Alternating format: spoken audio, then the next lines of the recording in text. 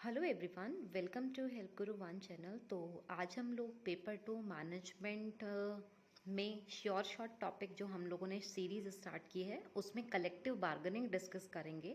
इससे पहले जो हम लोगों ने वीडियो वन में डिस्कस किया था वो इंडस्ट्रियल रिलेशन अप्रोचेस को लेके था, और आज हम लोग जो डिस्कस करेंगे ये हम कलेक्टिव बार्गेनिंग करेंगे। देखिए, जो हम लोग ये टॉपिक डिस्कस कर रहे हैं ये यूनिट 3 से रिलेटेड है।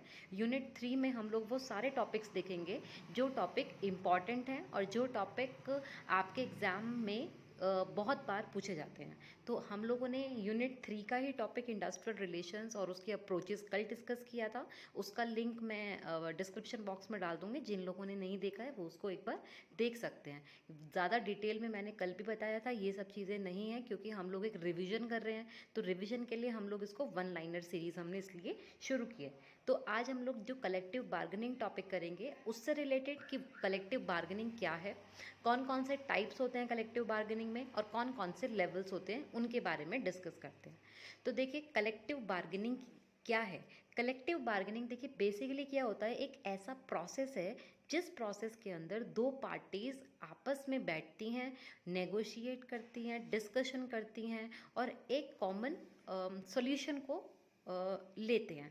तो यानी कि सिंपल चीज़ है कि कलेक्टिव बार्गेनिंग का मतलब है अगर कोई भी ग्रीवियंसेस हैं, कहीं पर कोई डिस्प्यूट्स हो रखे हैं, तो उन डिस्प्यूट्स को हैंडल करने के लिए हम क्या कर रहे हैं, दोनों पार्टीज़ को एक जगह पर बिठा रहे हैं या दोनों पार्टीज़ आपस में एक साथ बैठ रही हैं और डिस्कशन कर रही हैं, नेगोशिएट कर रही हैं, प्रॉब्लम के ऊपर सॉल्यूशन निकालने की कोशिश कर रही हैं। कलेक्टिव बार्गेनिंग जो टर्म था ये गिवन था कंसेप्ट सिडनी एंड बेट्रिस वेब ने 1891। तो ये क्वेश्चन एक बार पूछा गया था, तो आगे के लिए हो सकता है इससे रिलेटेड मैच द फॉलोइंग में भी हो सकता है या इसका प्रोपाउंडेंट पूछे। तो कलेक्टिव बार्गेनिंग बेसिकली जो दिया गया है ये आपका सिडनी एंड बेट्रिक वेब ने दिया था 1891 में। तो सिंपल इतना याद रखना है आपने क्योंकि कंसेप्ट क्लैरिटी बहुत ज़रूरी है। तो ये ध्यान रखना है कि कलेक्टिव बार्गेनिंग क्या है। कलेक्टिव बार्गेनिंग का मतलब है कि जब हम किसी ग्रीवियंस को सॉल्व करने के लिए दोनों पार्टीज अपनी मर्जी से एग्री हो रही हैं कोई डिसीजन लेने के लिए और बहुत नेगोशिएशन करने के बाद, डिस्कशंस करने के बाद वो किसी सॉल्यूशन पे आ रहे हैं।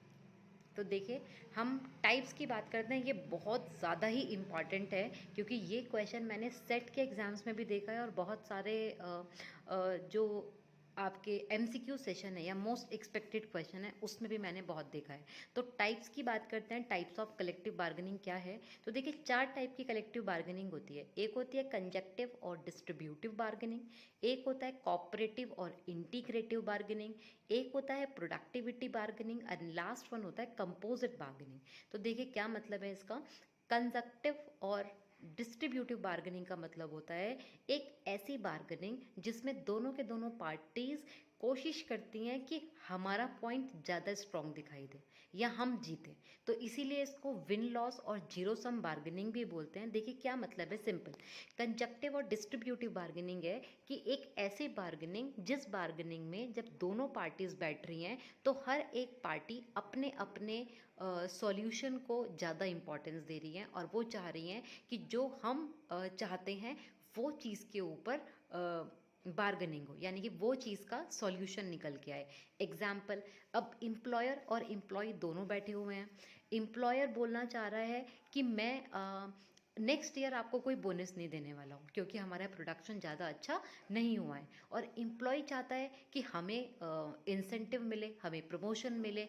तो जब दोनों के दोनों लोग अपने अपने इंटरेस्ट के लिए बार्गेनिंग कर रहे हैं तो क्या होगा, या तो देखिए इस सिचुएशन पे एम्प्लॉयर जीतेगा कि एम्प्लॉयर इंसेंटिव देगा ही नहीं, प्रमोशन देगा ही नहीं, या फिर एम्प्लॉय जीतेगा कि वो कहेगा मैं काम ही नहीं करूँगा, मैं काम तब करूँगा जब आप मुझे क्या देंगे, इंसेंटिव या प्रमोशन देंगे। तो इसलिए यहाँ पर अगर एक कोई विन होगा तो डेफिनेटली दूसरे वाले को लॉस होगा। तो कंजक्टिव और डिस्ट्रीब्यूटिव बार्गेनिंग का मतलब होता है जब दोनों के दोनों पार्टीज कोशिश करती हैं कि उनके रिस्पेक्टिव गेन्स को मैक्सिमाइजेशन मिले।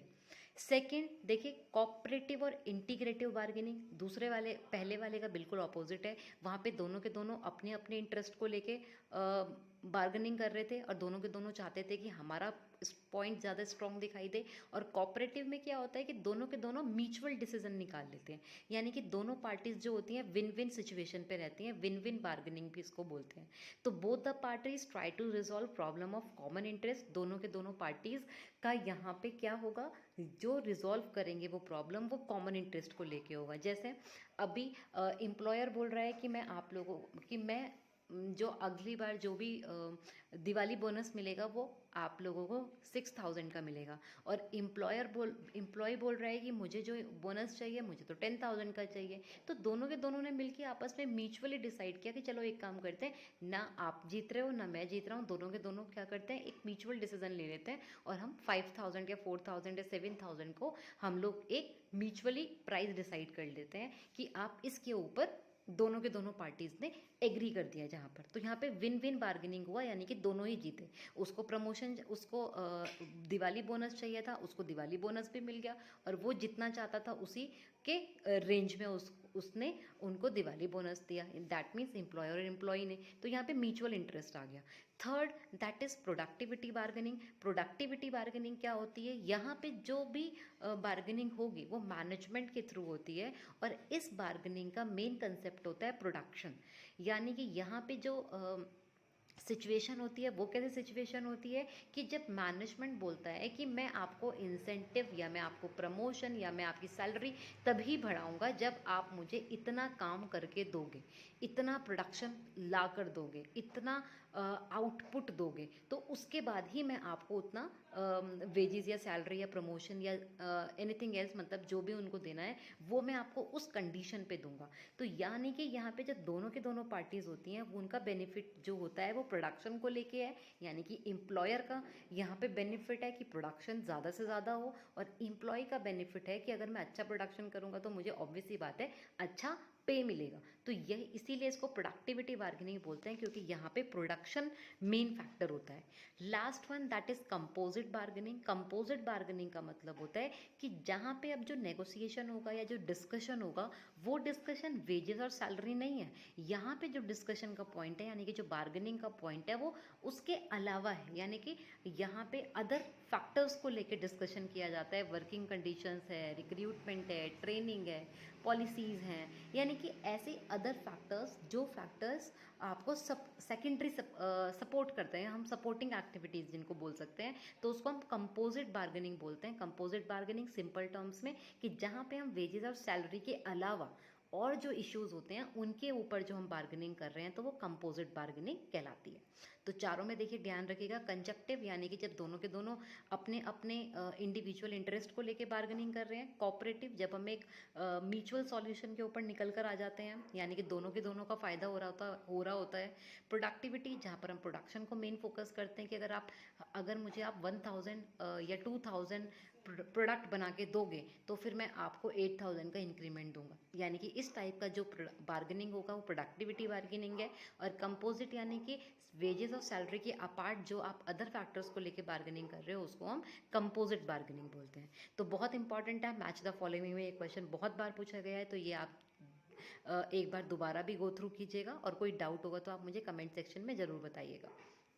नेक्स्ट, अब हम टॉपिक डिस्कस करते हैं कि लेवल क्या होते हैं। देखिए कलेक्टिव बार्गेनिंग के, तो कलेक्टिव बार्गेनिंग में आपके पास 5 लेवल्स होते हैं। एक होता है unit level bargaining, second that is plant level bargaining, industry level bargaining, geographic level bargaining या टेरिटरी लेवल बार्गेनिंग, और नेशनल लेवल बार्गेनिंग। तो देखिए क्या होता है, यूनिट लेवल बार्गेनिंग होती है कि जिसको हम डिसेंट्रलाइज्ड अप्रोच बोलते हैं, और ये आपका इंडिविजुअल लेवल बार्गेनिंग होता है। इंडिविजुअल लेवल बार्गेनिंग क्यों बोलते हैं कि यहाँ पे देखिए आपने देखा होगा जितनी बड़ी बड़ी फॉर्म्स होती हैं वहाँ पे इतना मतलब स्टाफ जो होता है वो इतना मेच्योर्ड होता है या इतना ज़्यादा क्वालिफाइड होता है या इतना एक्सपर्ट होता है कि वो अपने आप से ही इश्यूज या डिस्प्यूट्स को रिजॉल्व कर सकते हैं। तो इसीलिए यहाँ पे इंडिविजुअल लेवल बार्गेनिंग बोलते हैं। यहाँ पे कोई यूनियंस नहीं होती हैं, बिना किसी यूनियन के जो एम्प्लॉयर जो एम्प्लॉयज़ होते हैं वो खुद जाके अपनी प्रॉब्लम को मैनेजमेंट के साथ डिस्कस कर लेते हैं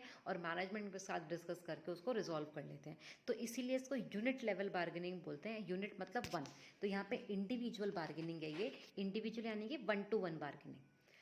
और it happened at individual level, जैसे मैंने आपको बताया ही था कि एक एक बंदा डायरेक्टली जाके अपना मैनेजमेंट के साथ अपनी प्रॉब्लम्स को सॉल्व कर सकता है, रिजॉल्व कर सकता है। और डिसेंट्रलाइज्ड अप्रोच इसको बोलते हैं। प्लांट लेवल बार्गेनिंग क्या हुआ? अब देखिए प्लांट लेवल उससे सेकंड ग्रेड थिंग है। यहाँ पे यूनियंस होती हैं, यहाँ पे एम्प्लॉयर और यूनियन के बीच में जो नेगोशिएशन होगा वो प्लांट लेवल बार्गेनिंग होता है। प्लांट मतलब एक सिंपल, हम किसी एक कंपनी या एक प्लांट यूनिट की बात कर रहे हैं यहाँ पर। तो यहाँ पे ऑर्गेनाइजेशंस भी होती हैं, यहाँ पे यूनियंस भी होती हैं, मल्टीपल यूनियंस भी होती हैं। जब इन दोनों के बीच में बार्गेनिंग होगी तो वो प्लांट लेवल बार्गेनिंग के अंदर आता है। Third, that is industry level bargaining. Industry level bargaining आपका प्लांट लेवल से एक ग्रेड ऊपर होता है। प्लांट तो एक सिंगल प्लांट की बात कर रहे थे, लाइक जैसे HCL कंपनी है या ITC कंपनी है, तो वैसे तो वो एक बड़ी कंपनी है, लेकिन उनके प्लांट अगर अलग अलग हैं तो जो सिंगल प्लांट था, सिंगल कंपनी थी, वो प्लांट लेवल हुआ। इंडस्ट्री लेवल यानी कि अब हम पूरी की पूरी HUL की ही बात कर रहे हैं, इंडस्ट्री लेवल बार्गेनिंग की बात कर रहे हैं, यानी कि एक ऐसी इंडस्ट्री जिसके अंदर बहुत सारे प्लांट आते हैं, या एक ऐसी इंडस्ट्री जिसके अंदर बहुत सारी कंपनी सिचुएटेड है। तो इंडस्ट्री लेवल बार्गेनिंग के अंदर हम यहाँ पर बात करते हैं ट्राइपार्टाइट की बात करते हैं, यानी कि यहाँ पे अब जो बार्गेनिंग होगी वो 3 लोगों के बीच में होगी, एम्प्लॉयर, गवर्नमेंट और एम्प्लॉयज़ या यूनियंस। तो ये जो होता है, यहाँ के जो पैरामीटर्स होते हैं वो अलग अलग वेरी करते हैं, प्लांट टू प्लांट या कंपनी टू कंपनी वेरी करेंगे। और इस बार्गेनिंग में आपको ये ध्यान रखना है कि जब हम इंडस्ट्री लेवल की बात करते हैं तो यहाँ पे गवर्नमेंट का इन्वॉल्वमेंट भी आ जाता है। Next, that is territorial level या जोग्राफिकल लेवल बार्गेनिंग। ये देखिए नाम से पता चल रहा है, जो जोन वाइज होती है और ये भी आपकी ट्राइपार्टाइट फॉर्म में होती है। और यहाँ पे जो पैरामीटर्स होते हैं, यानी कि जो बार्गेनिंग की जाएगी उसका पैरामीटर्स यहाँ पे लोकेशन या जोन के हिसाब से डिसाइडेड होता है। And the last one, that is national level bargaining. ये सबसे बड़ी लेवल की बार्गेनिंग होती है, जिसके अंदर आपकी गवर्नमेंट इन्वॉल्व होती है, जो पब्लिक सेक्टर कंपनीज होती हैं यहाँ पर हम उनकी बात करते हैं। सेंट्रलाइज्ड बार्गेनिंग होती है, यहाँ पे हम जो इंटरनेशनल थिंग जो आपकी आती हैं उनके साथ अगर हमें कोई नेगोशिएशन करना है तो हम यहाँ पर उन सब चीज़ों के बारे में बात करते हैं। तो नेशनल लेवल बार्गेनिंग आपका सबसे बड़ा लेवल होता है और ये आपका सेंट्रलाइज्ड है। तो देखिए ध्यान रखिएगा, जो सबसे पहला था यानी कि यूनिट लेवल, ये आपका डिसेंट्रलाइज था, और last one that is national level, ये आपका सेंट्रलाइज्ड बार्गेनिंग के अंदर आता है। तो आज के लिए इतना ही, ये छोटा सा टॉपिक था लेकिन बहुत इंपॉर्टेंट टॉपिक है। सबसे ज़्यादा इंपॉर्टेंट टाइप्स हैं और प्लांट हैं, क्योंकि ये दोनों के दोनों टॉपिक्स आपके मैच द फॉलोइंग के अंदर बहुत बार पूछे गए हैं। तो ये टॉपिक आप एक बार दोबारा गो थ्रू भी कीजिएगा। कुछ अगर आपको नहीं समझ आया होगा तो आप मुझे कमेंट सेक्शन में बताइएगा, और अगर आपको ये पसंद आया होगा तो प्लीज़ आप इसको लाइक एंड सब्सक्राइब जरूर कीजिएगा। Thank you so much and keep learning with help Guru 1।